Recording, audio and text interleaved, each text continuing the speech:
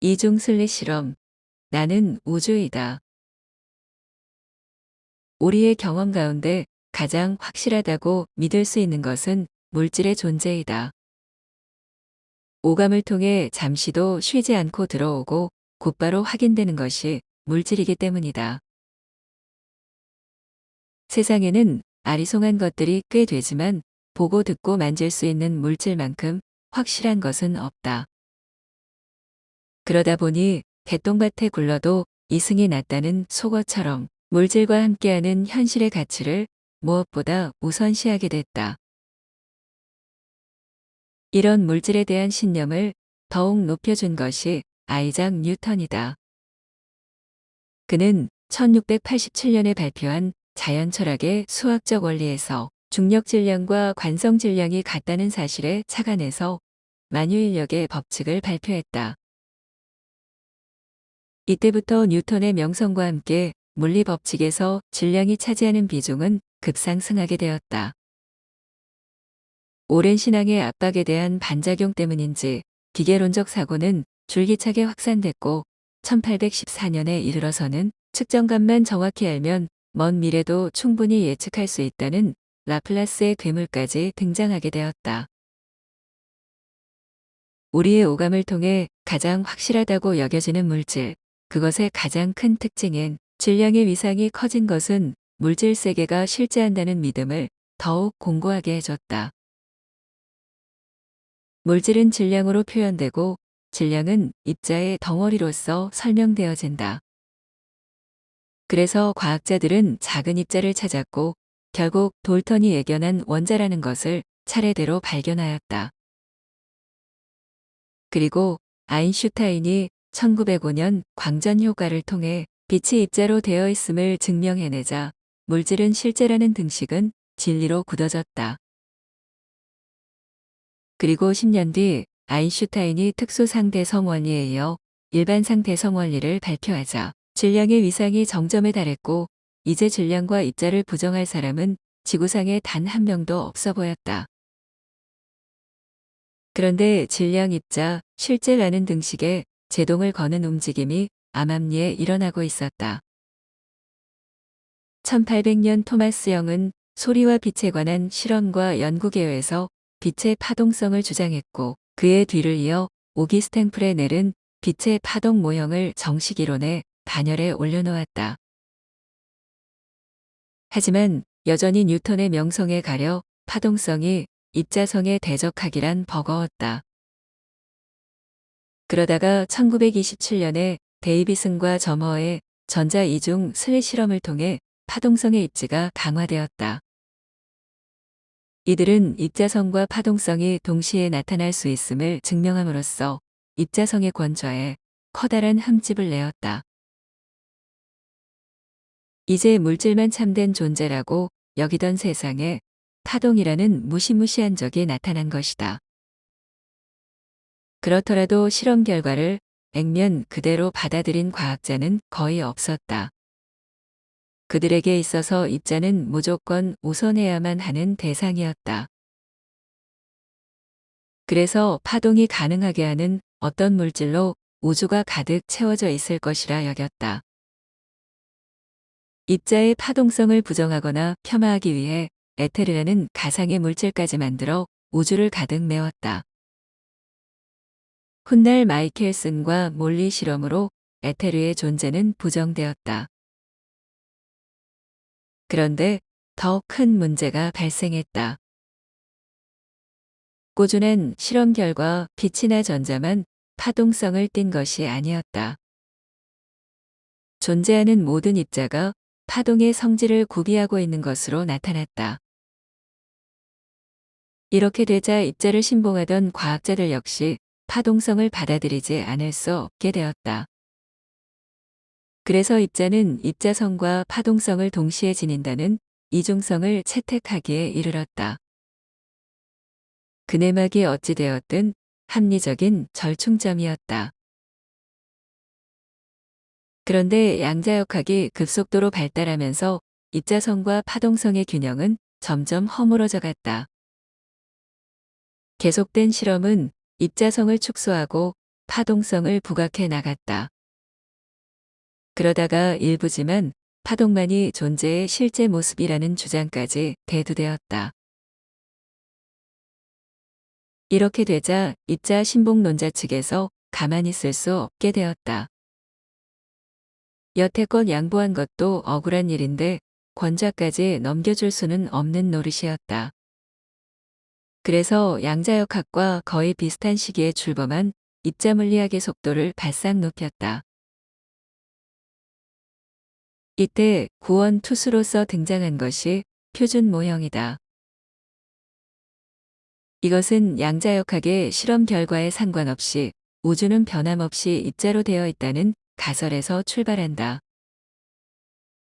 쉽게 말해 우주의 모든 것을 입자로서 충분히 설명할 수 있다는 전제에서 표준 모형은 그 첫 발을 디뎠다. 초반과 중반의 표준 모형은 탄탄대로였다. 양자역학자들이 관찰자의 문제를 들어 의식도 자연의 일부라고 떠드는 것을 비웃기라도 하듯 표준 모형은 자연계에 존재하는 세 가지 힘을 순조롭게 풀어나갔다.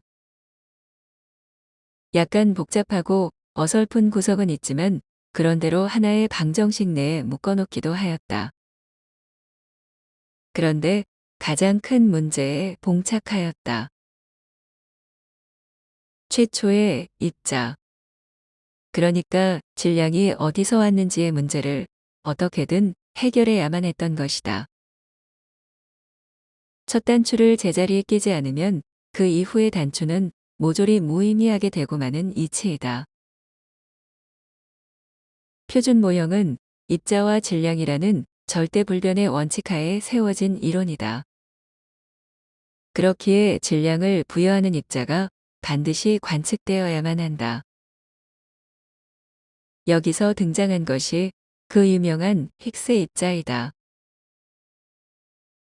참고로 과학자들이 가장 싫어하는 것이 반증이 없는 이론이다.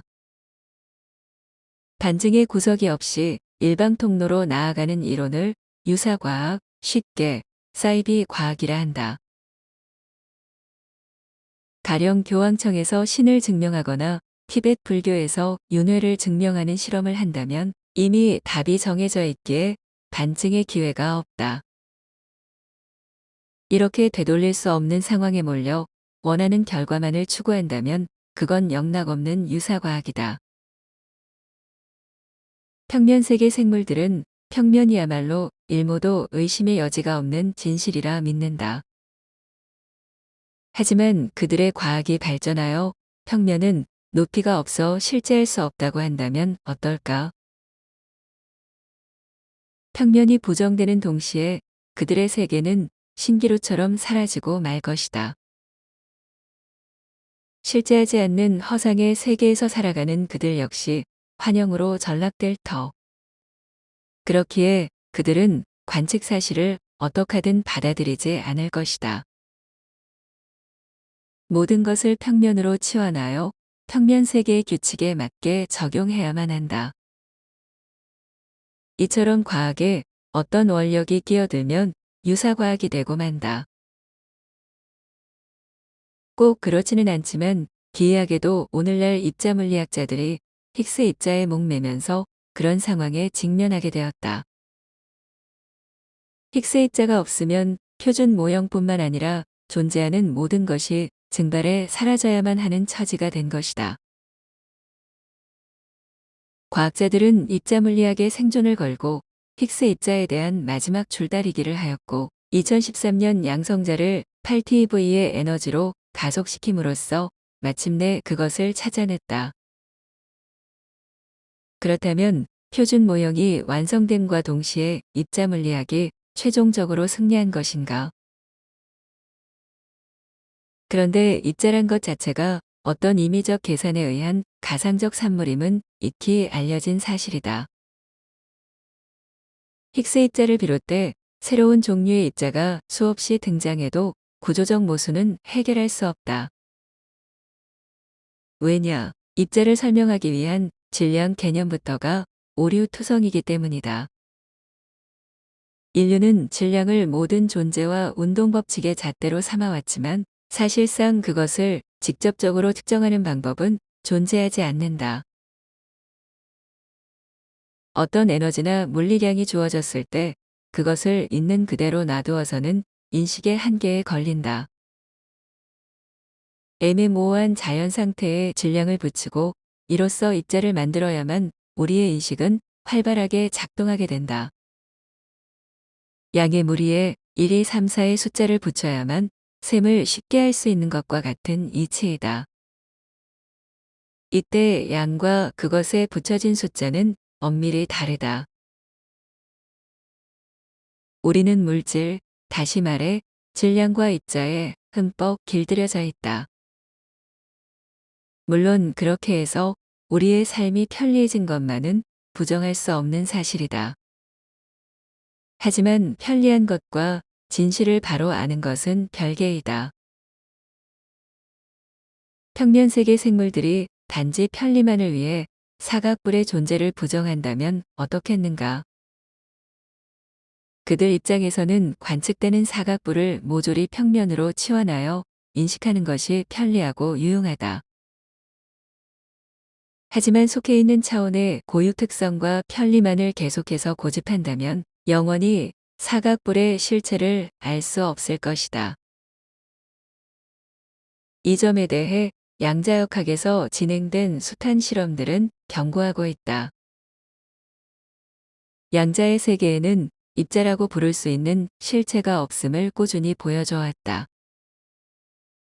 그렇기에 양자역학이 자신의 목소리를 좀 더 세게 높인다면 입자 물리학의 질주에 어느 정도의 브레이크를 걸 수 있을 것이다. 하지만 놀랍게도 양자역학자들도 대부분 입자 추종자들이다. 보고 듣고 만져지는 모든 것들이 입자로서 다가오기 때문에 그들 역시 입자를 떠나서는 이해의 한계에 걸릴 수밖에 없다.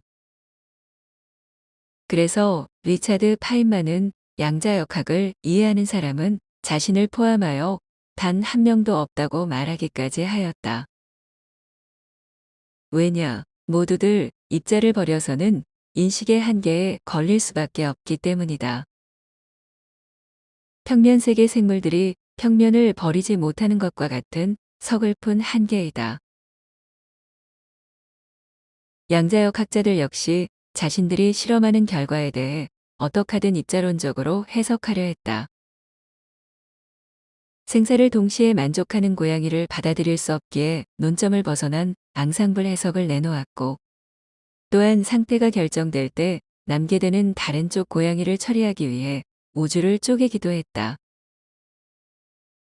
이외에도 여러 가지 입자론적 해석들이 줄을 이었지만 어느 것 하나 상태 중첩이나 양자얽힘 현상에 대해 분명한 답을 내려주는 것은 없었다.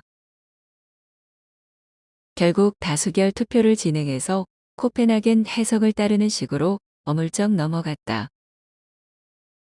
그래도 여전히 남는 의문을 해소하기 위해 미시세계와 거시세계를 분리하여 따로 접근하는 방식을 택했다. 납득할 수 없는 현상은 모조리 거시세계와 구별되는 미시세계만의 특성으로 몰아간 것이다.